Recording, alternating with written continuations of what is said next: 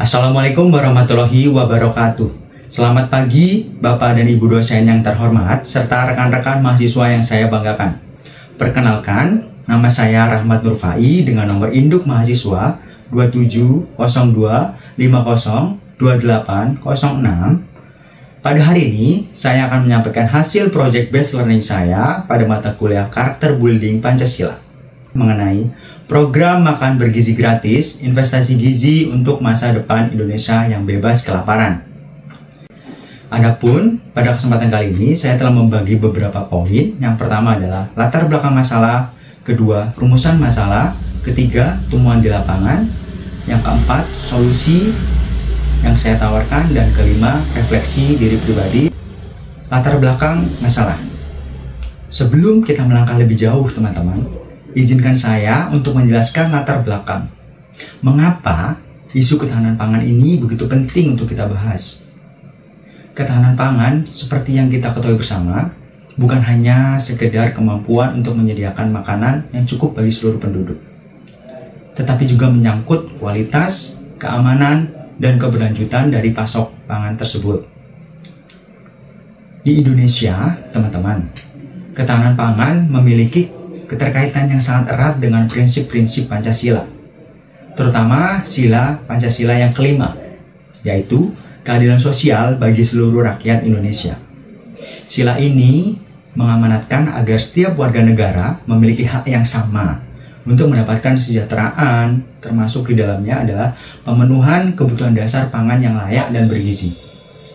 Namun realitanya teman-teman, kita masih dihadapkan pada berbagai permasalahan yang menghambat terwujudnya keadilan sosial, terutama di bidang pangan ini teman-teman.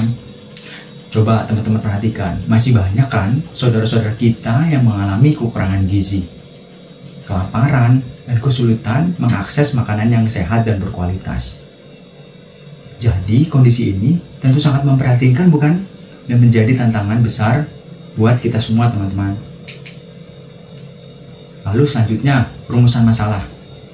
Dalam project based learning ini, saya mencoba teman-teman untuk menganalisis dan mengevaluasi bagaimana nilai-nilai Pancasila dapat diimplementasikan secara efektif dalam kebijakan MBG tadi teman-teman, program makan bergizi gratis. Saya merumuskan beberapa pertanyaan kunci yang menjadi fokus pada project based learning saya.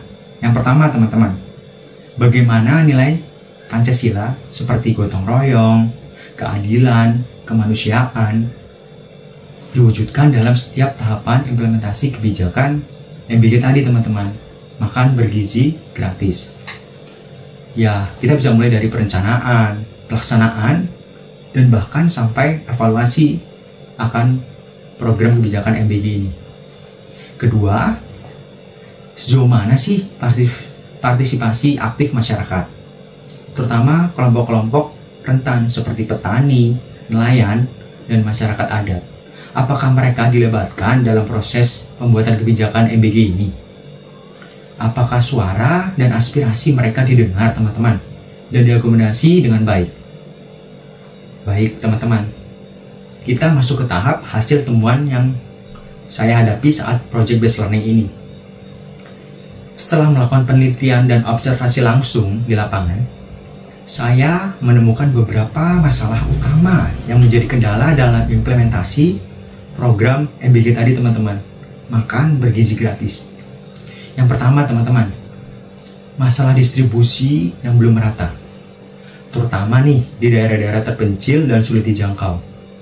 Akibatnya, banyak anak-anak dan keluarga yang membutuhkan tidak mendapatkan manfaat dari program MBG ini. Lalu yang kedua apa teman-teman? Infrastruktur yang kurang memadai seperti jalanan, akses di jalan, transportasi juga menjadi hambatan yang sangat signifikan juga.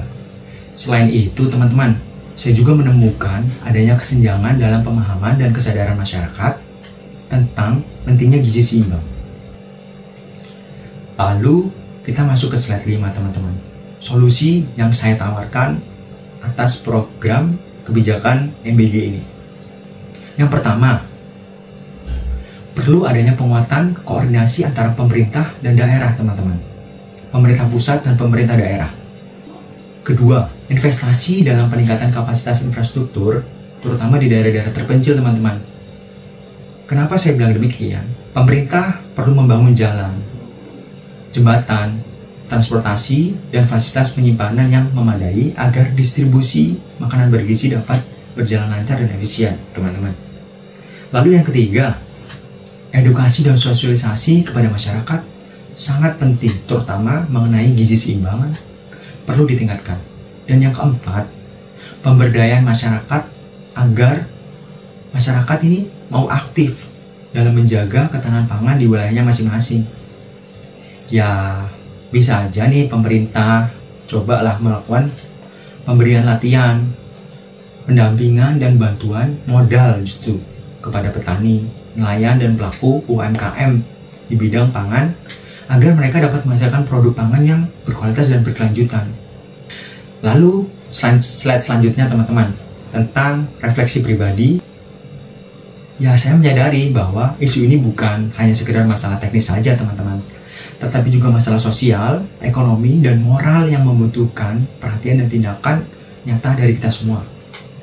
Saya berkomitmen nih, teman-teman, untuk terus berkontribusi. Nggak cuma saya harap teman-teman juga dalam upaya meningkatkan ketahanan pangan di Indonesia, baik melalui kegiatan-kegiatan sosial. Dan juga saya berharap Project Based Learning ini dapat memberikan manfaat yang nyata bagi masyarakat dan menjadi inspirasi juga untuk kita semua untuk terus berjuang demi mewujudkan Indonesia yang sehat, cerdas, dan sejahtera. Baik, teman-teman, kita sudah masuk ke slide terakhir. Terima kasih.